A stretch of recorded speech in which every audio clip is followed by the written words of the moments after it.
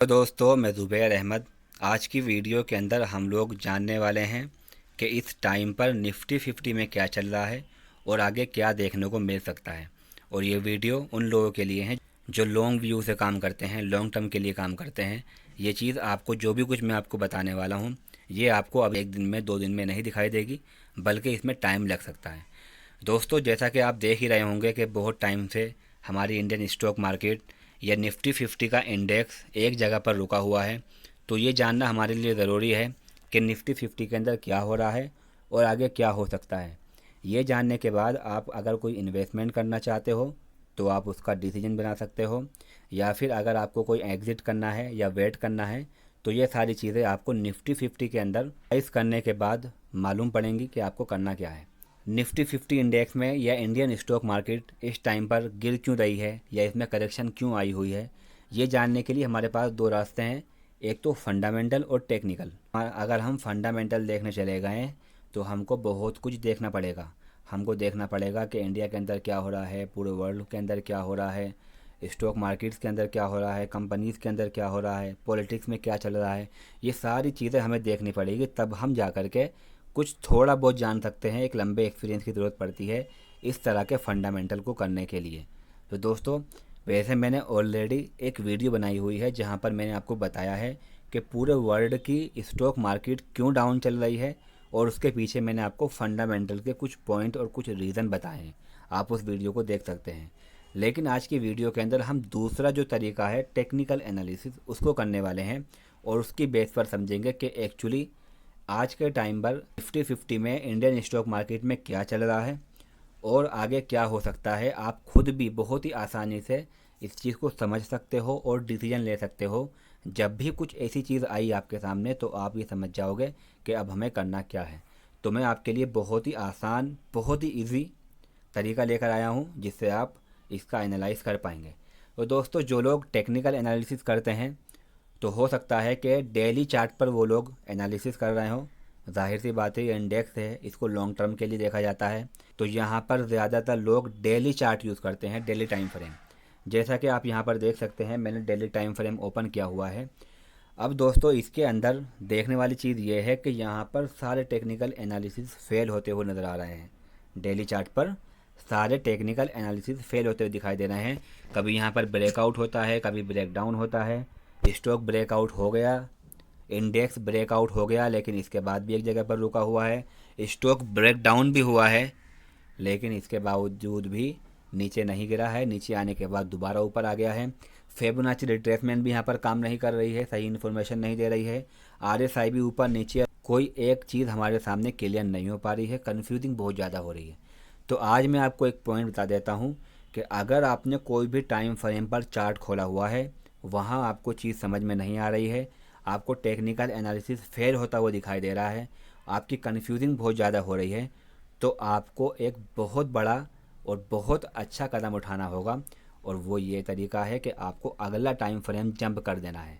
तो यहाँ पर जो टाइम फ्रेम आपने ओपन किया हुआ है उससे अगला टाइम फ्रेम ओपन कर लेना है। अगर वहाँ पर भी आपकी चीज़ें क्लियर नहीं हो रही तो उससे अगला टाइम फ्रेम खोल लीजिए, आपके सामने हर एक चीज़ क्लियर हो जाएगी। तो यहाँ पर मैंने डेली चार्ट खोला हुआ है जिसके अंदर चीज़ें क्लियर नहीं हो पा रही हैं, बहुत डिफ़िकल्ट लग रही हैं। तो यहाँ पर हम खोल लेते हैं वीकली चार्ट। अब ये हमने वीकली चार्ट खोल लिया है। अब यहाँ पर हम लोग समझने की कोशिश करेंगे कि क्या चल रहा है। तो सबसे पहली चीज़ आप यहाँ पर देख रहे होंगे, ये 3 वे कंप्लीट हो चुकी हैं। मतलब कि ये देख रहे हो, एक बार गया, फिर 2 बार गया, फिर तीसरी बार गया, ये 3 बार जा चुका है। अभी चौथी बार सक्सेसफुली ऊपर जा रहा है, जिससे एक चांस बढ़ जाता है कि शायद अब यहाँ से ये ऊपर जाने की तैयारी कर रहा हो और यहाँ से ये ऊपर निकल जाए। ठीक है, 3 वे कंप्लीट कर चुका है। वे की वीडियो मैं आपके सामने बना दूंगा। तो पहली चीज़ हमारे सामने ये आ गई। दूसरी चीज़ मैं यहाँ पर लगा रहा हूँ 200 का मूविंग एवरेज। ये जो आप ब्लैक कलर की लाइन देख रहे हो, ये 200 का मूविंग एवरेज है। यहाँ पर प्राइस अभी तक नहीं पहुँचा है, ऊपर ही ऊपर काम कर रहा है। यह भी एक कन्फर्मेशन है इस चीज़ की कि यहाँ से स्टॉक मार्केट कि अभी ये ज़्यादा गिरने के इरादे में नहीं है, बल्कि ये एक जगह पर रुक सकता है, ये यहाँ से चल सकता है। तीसरी बड़ी चीज़ हमारे सामने है RSI, जो कि सबका फेवरेट है। आपका हो सकता है तरीका अलग हो, आप हो सकता है अलग तरीके से इसको यूज़ करते हो, लेकिन दोस्तों मैं यहाँ पर एक आसान और बहुत ही ज़्यादा यूज़फुल और बहुत ही परफेक्ट तरीका है 40 और 60 का RSI यूज़ करना। दोस्तों मैंने यहाँ पर 40 और 60 पर लाइन लगाई है। ये जो आप रेड लाइन देख रहे हो ये 40 की लाइन है, जो ग्रीन लाइन देख रहे हो ये 60 की लाइन है। और दोस्तों यहाँ पर RSI की लाइन वीकली पर निफ्टी इंडेक्स के अंदर 40 और 60 के बीच में काम कर रहा है। इसका मतलब ये होता है कि यहाँ पर 50-50 साइडवे है, ना तो अभी बुलिश है और ना ही बेरिश है, बल्कि एक जगह पर रुका हुआ है। आप कोई सा भी इंडेक्स उठा लो, क्रिप्टो करेंसी उठा लो, कमोडिटी उठा लो, स्टॉक उठा लो, कुछ भी आप उठाकर देख लो चार्ट के अंदर, जहाँ पर भी आपको इस तरह की चीज़ें दिखाई दे जाएं जहाँ पर RSI 40 और 60 के बीच में काम कर रही है, मतलब हो गया कि यहाँ पर ये साइडवे काम हो रहा है, स्टॉक के अंदर एक जगह पर रुकावट आ चुकी है। तो यहाँ पर हमें कोई डिसीजन नहीं लेना चाहिए, बल्कि यहाँ पर वेट करना चाहिए। तो 3 चीज़ें हमें दिखाई दी। पहली ये कि स्टॉक इस टाइम पर साइडवे है, ना तो बुलिश है और ना ही बेरिश है। दूसरी चीज़ ये है कि 200 मूविंग एवरेज के ऊपर ही काम कर रहा है। और तीसरा ये कि इसने 3 वे कंप्लीट कर लिए। अब मैं आपको एकदम आसान तरीके से बता देता हूँ कि अगर निफ्टी 50 के अंदर बुलिश मोमेंट आया या बेरिश मोमेंट आया तो आपको करना क्या होगा। अगर निफ्टी 50 ऊपर जाने की प्लानिंग कर रही है तो आपको क्या देखना होगा, जिससे आपको पता लग जाएगा कि अब ये ऊपर जाने की तैयारी कर रहा है और ऊपर जाने के लिए तैयार है, या फिर क्या ऐसी चीज़ें आपको देखने को मिलेंगी जिससे आपको ये पता लग जाएगा कि अब निफ्टी 50 बहुत ज़्यादा बेरिश होने वाली है। तो दोस्तों सबसे पहली चीज़ मैं आपको बता देता हूँ, अगर ये RSI की लाइन जो इस टाइम पर आपको 40-60 के बीच में दिख रही है, जो कि ना तो अभी 40 के नीचे आई है और ना ही 60 के ऊपर गई है, तो मतलब साइडवे है, थोड़ा यहाँ पर अगर निकली है तो ये डिसाइसिवली नहीं निकली है। तो यहाँ पर आपको एक चीज़ देखने को मिलेगी, अगर ये RSI 60 के ऊपर आ जाती है, ये हमारा बुलिश का इशारा है। अब यहाँ से निफ्टी ऊपर जाने के लिए रेडी है और यहाँ से वो बुलिश हो जाएगी। देखो अभी तक वो जो है यहाँ से लेकर यहाँ तक 60 के ऊपर नहीं आई है। जिस दिन भी आ जाएगी उस दिन वो बुलिश हो जाएगी। लेकिन ये याद रखना कि सिर्फ हल्का सा ऊपर आना नहीं माना जाएगा। जैसा कि यहाँ पर आप देख रहे हो हल्का सा ऊपर आई है, RSI की लाइन 60 के ऊपर आई है, लेकिन फिर दोबारा से नीचे गई है, तो डिसाइसिवली होना चाहिए। तो अगर ये थोड़ा ऊपर निकल जाए तो वेट करना अगली कैंडल स्टिक का। अगर ये 40-60 की RSI आपको समझनी है तो पीछे मैंने इसकी 3 वीडियो बनाई हुई हैं। उन 3 वीडियो को आप समझ करके आसानी से समझ लोगे कि ये किस तरह से काम करती है। ये बहुत ही आसान है दोस्तों। तो 40 अगर 60 के ऊपर RSI निकल गई, समझ जाओ कि यहाँ से स्टॉक अब बुलिश होने वाला है।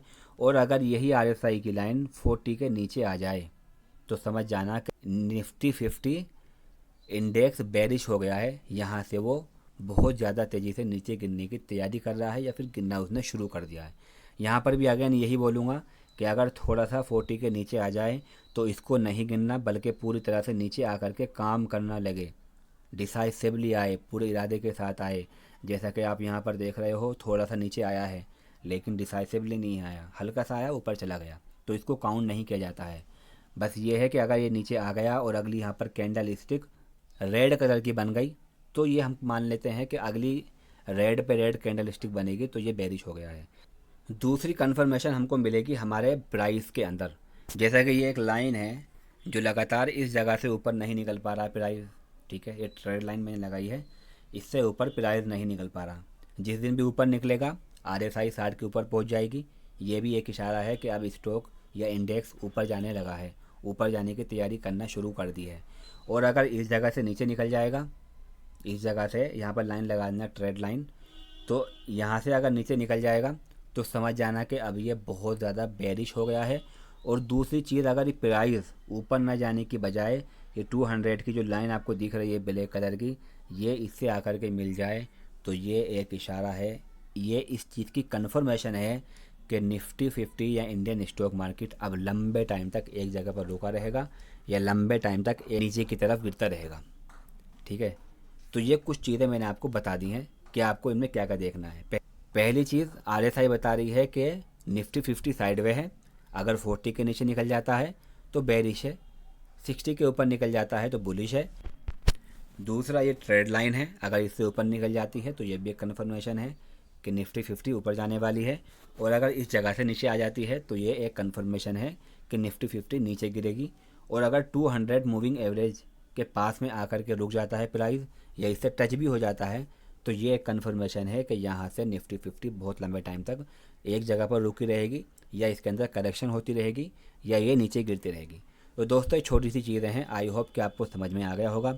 अगर आप भी कुछ ऐसा ही कुछ पूछना चाहते हो, टेक्निकल एनालिसिस करवाना चाहते हो, तो आप मुझे कमेंट बता सकते हो।